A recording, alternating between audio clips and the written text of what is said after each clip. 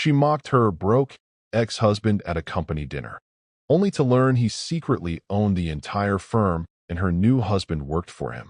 They say you should never laugh at the man who once loved you, because life has a strange way of turning tables. This is the story of Tessa Morgan, a woman who traded love for luxury, and of Logan Reed, the man she left behind believing he'd never rise above the bottom.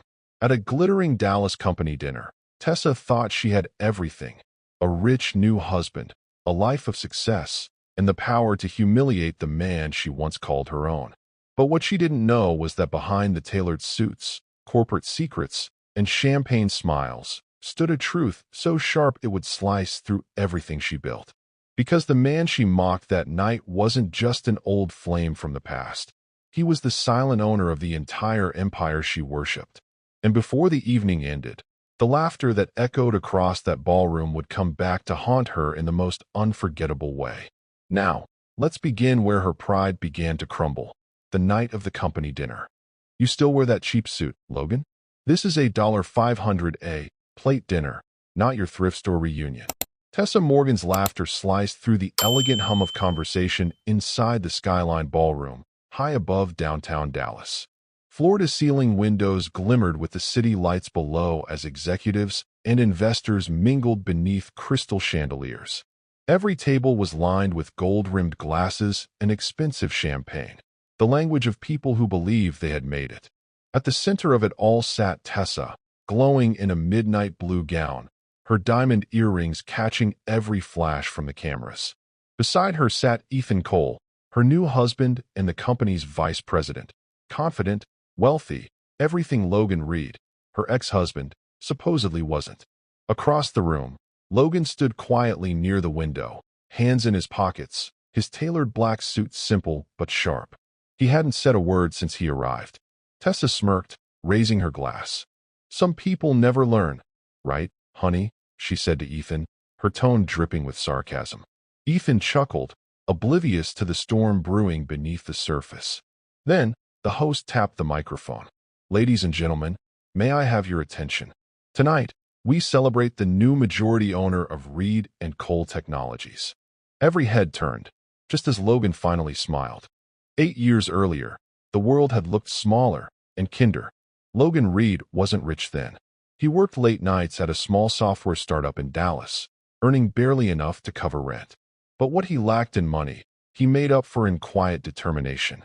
He believed that success came from building something solid, something that could outlast failure. Tessa Morgan, back then, was drawn to that simplicity. She'd met him at a networking event, and while others talked about profits and portfolios, Logan had talked about purpose. She used to say, "You dream too small, Logan." He would smile and answer, "Small dreams build big futures." But love, as she saw it, was an investment, and patience wasn't her currency. She wanted faster, shinier, louder.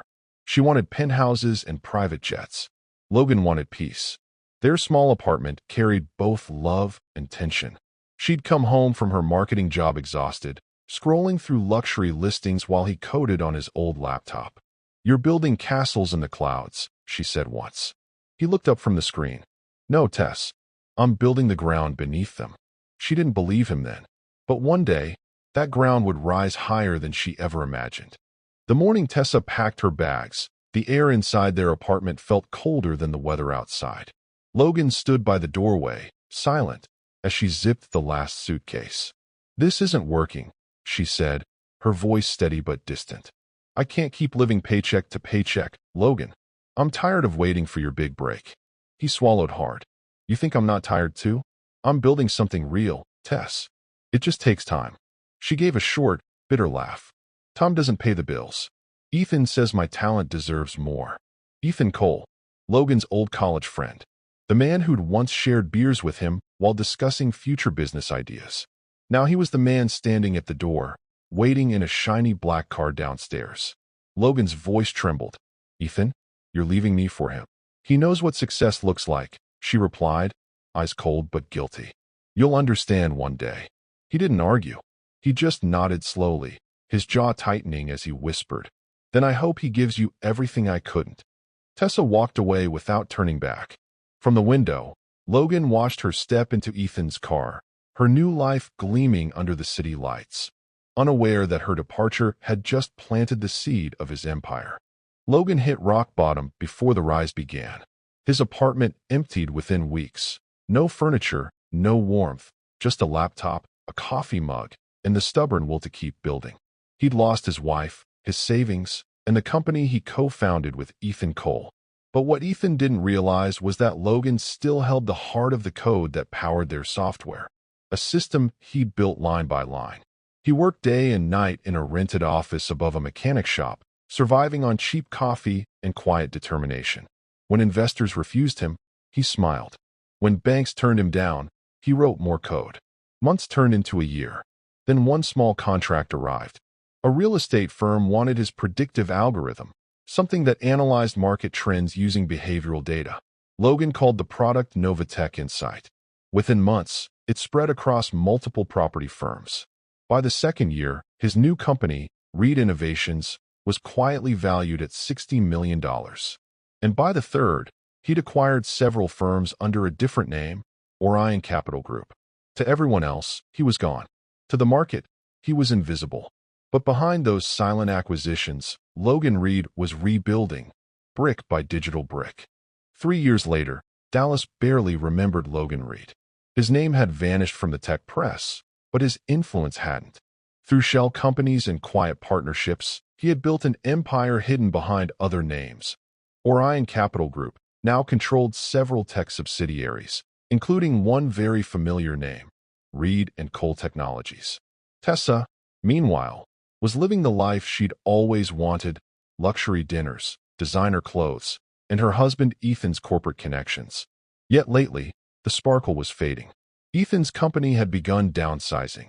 Whispers of new investors and silent takeovers floated through board meetings. "Don't worry," Ethan told her one morning over coffee. "We just brought in a private equity firm to expand operations. New money, new management. Everything's under control."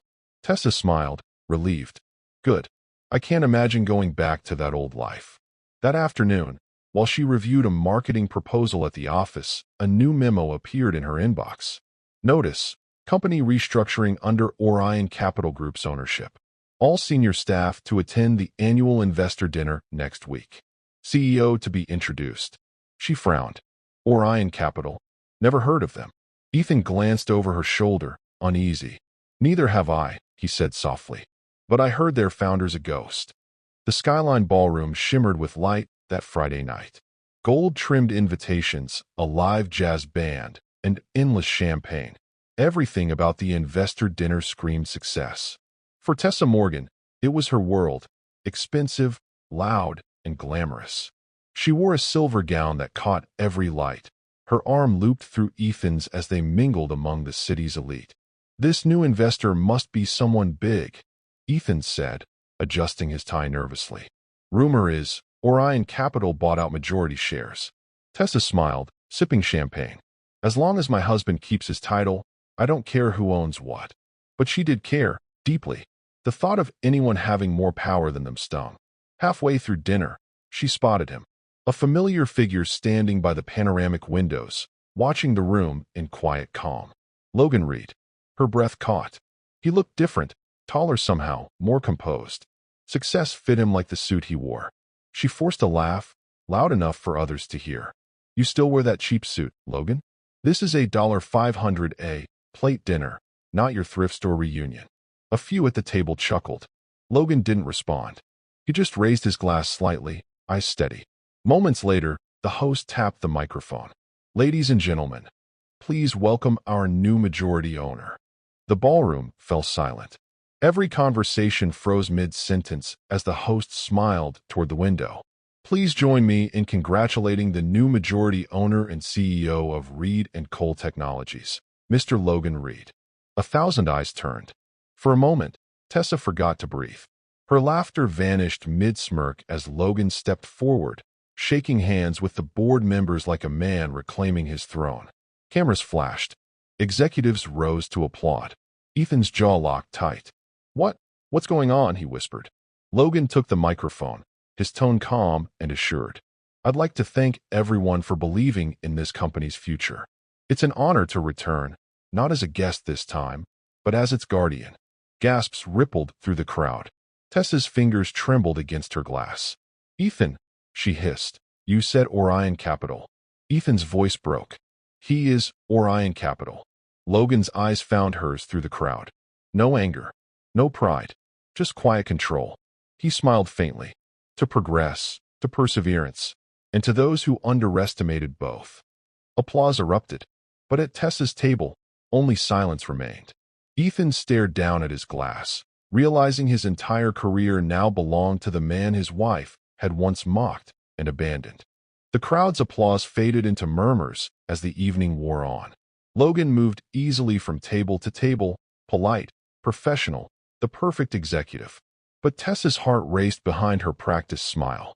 Every sound seemed sharper, every camera flashed colder. When the dinner ended, she slipped out to the balcony for air. Dallas glittered below, endless and merciless.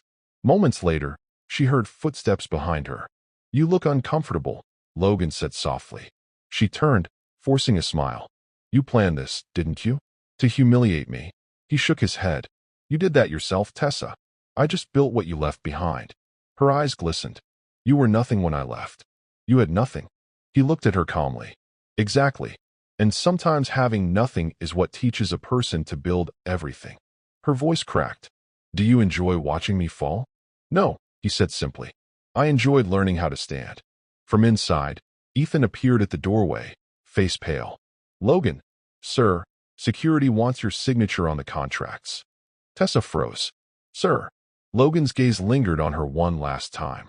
"You see, Tess," he said quietly, "the tables don't turn. People do." Then he walked back inside, leaving her alone with the echo of every laugh she'd ever used against him.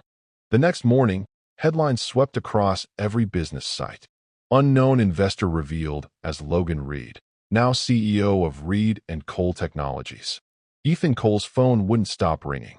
Reporters, board members, lawyers, all wanting answers. Tessa sat beside him on the couch, pale and shaking. "Say something, Ethan," she whispered. He looked hollow. "He owns it all, Tess. Every share, every contract. I'm just an employee now." She buried her face in her hands. "He'll fire us. You know he will." But Logan didn't. He was too precise for that. That afternoon, an envelope arrived at their penthouse, embossed with Orion Capital Group. Inside was a single letter. "Dear Mr. and Mrs. Cole, you once taught me that love and loyalty don't belong in business. Thank you for the lesson. Your severance package has been processed. Consider it repayment, not revenge. Logan Reed." Tessa's hands trembled as she read. "He's giving us money?" Ethan laughed bitterly. "He's giving us closure." Across town, Logan stood at his office window overlooking the skyline, calm and reflective. His assistant entered. "Do you want to issue a press statement, sir?" He shook his head. "No. Let silence speak this time. It's louder." Weeks passed, and Dallas moved on, but the story of Logan Reed didn't fade. It evolved. Business magazines called him the comeback mind. Financial networks praised his strategic patience. But to him, none of that mattered anymore. One quiet evening, Logan visited a small cafe tucked between two new buildings his company had helped finance. The same cafe where he and Tessa once dreamed of owning a home someday. The owner greeted him warmly, unaware that the man sipping black coffee at the corner table owned half the skyline outside. Rachel, his longtime assistant and the quiet anchor through it all, joined him. "You did it," she said softly. He smiled. "No, we did it." She tilted her head. "Do you ever think of her?" Logan exhaled slowly. "Sometimes, but only to remember who I used to be." That night, he signed a new initiative, the Reed Foundation for Second Chances, offering grants to struggling entrepreneurs. It wasn't revenge that satisfied him, it was peace. Across town, Tessa scrolled through the article announcing it, her reflection dim in a shop window. "He really built it," she whispered, voice cracking. And for the first time, her silence wasn't pride. It was regret.